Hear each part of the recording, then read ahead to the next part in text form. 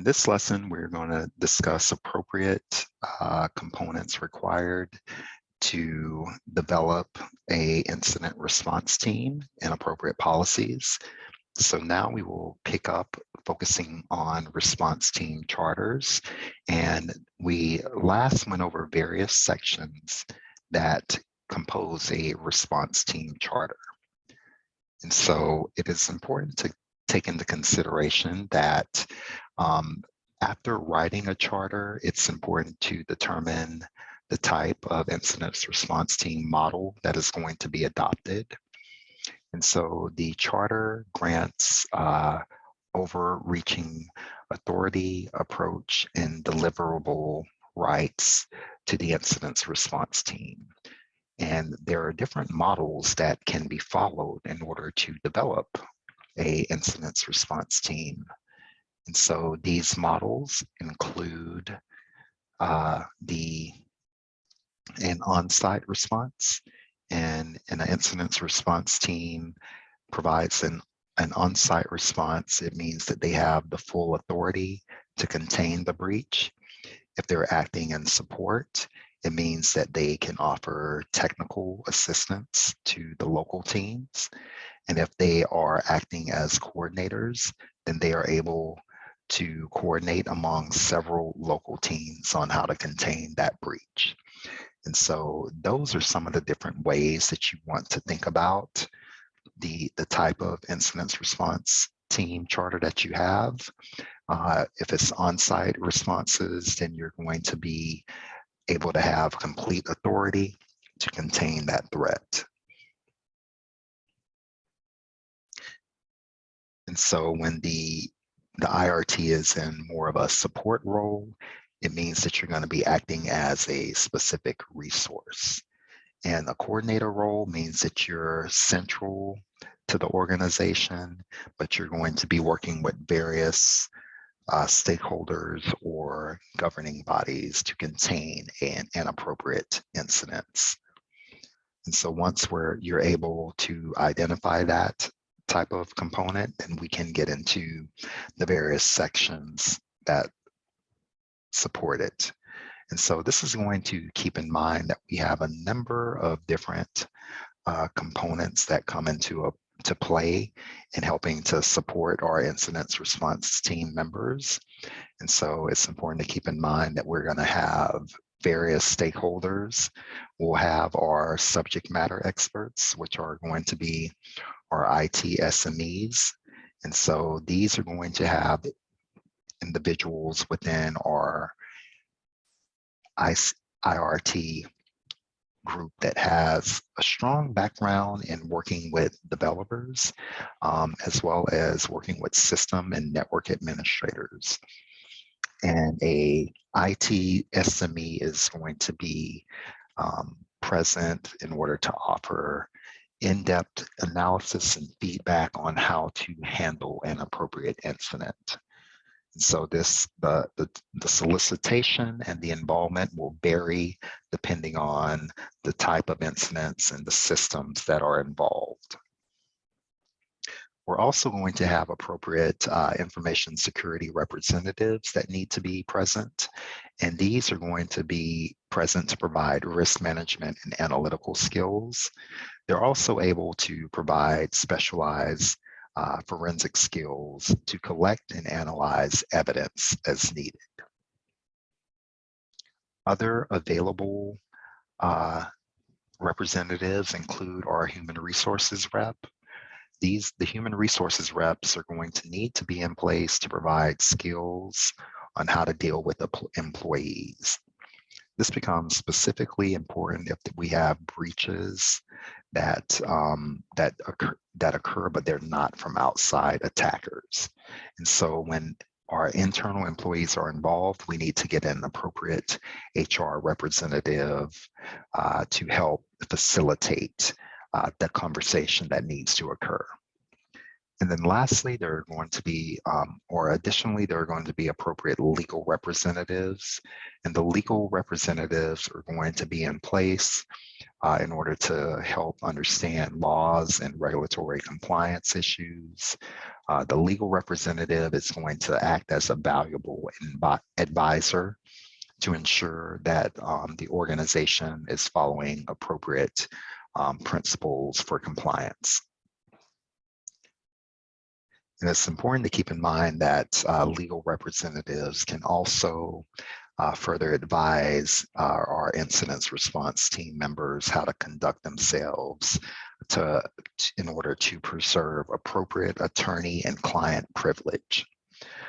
Public relations representatives are also needed. These are going to be individuals that are in place to communicate with the public and customers if a specific incident is going to impact the public or customers. We're going to have appropriate business continuity representatives as well. The business continuity representatives are in place to help the organization restore system, application, and network data. So if a specific individual needs a person to contact, then they would contact the business continuity representative. The data owner is also an important part of the incident response team. The data owner is the person that understands the data and how the business is using it. And so the data owner will be able to work with the organization to ensure that data is safe and maintained in a controlled environment. Additionally, we're going to have appropriate management in place. Management is going to be in place to help decide the key decisions that need to be made in order to contain an appropriate incident. So this could involve management providing approval for the response policy, the charter, the budget, as well as other staffing issues. And so it's also important to note that these are members that are a part of the team, but in many efforts, law enforcement and other agencies will also be involved, depending on how wide or how large the appropriate incident is. So it's important to keep in mind that the incident response team can add appropriate roles and various members to it as needed.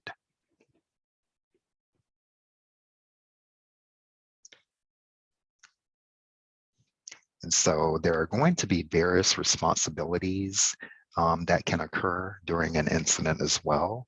And so now let's kind of take a moment to dive into those different responsibilities and how they could impact the organization.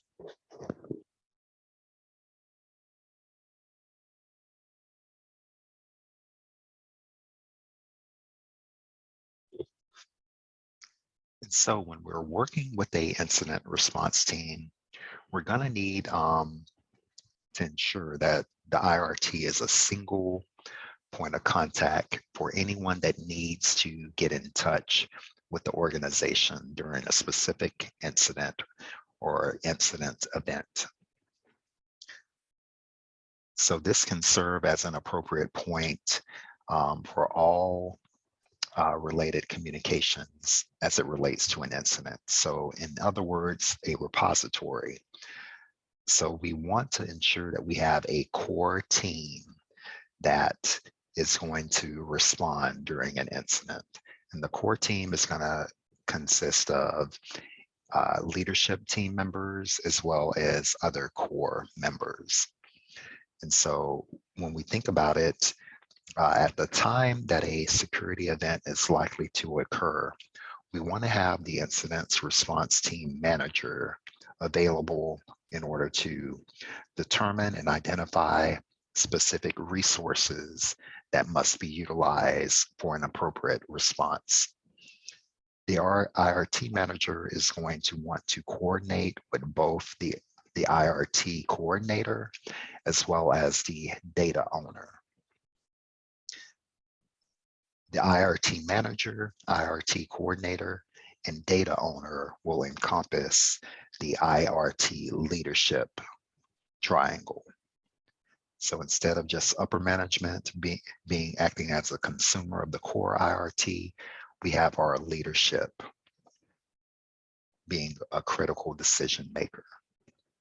Now on the front line, we're going to have our core members, and the core members are going to include our security rep, our IT rep, HR rep, our LOB representative, legal rep, our PR rep, as well as our BCP rep as well. So we're going to have our various forms of leadership that are in place in order for us to ensure things are supported best. And so appropriate responsibilities during an incident, these can amount to various roles. We'll have our users on the front line. We want to make sure that all users support the efforts of the incident response team. We're going to have our system administrators. We're going to have our information security personnel. We're going to also have our management, appropriate support services, as well as our other key roles, our IRT manager and our coordinator. So these various roles will all have these specific job duties. Management will provide authority and support for the incident response team. Support services are going to ensure that any team member that supports the organization, business, and IT processes have an appropriate category in which they are supporting. So these are some of the key areas and duties that we have to flesh out when we are developing and defining roles for our incident response team.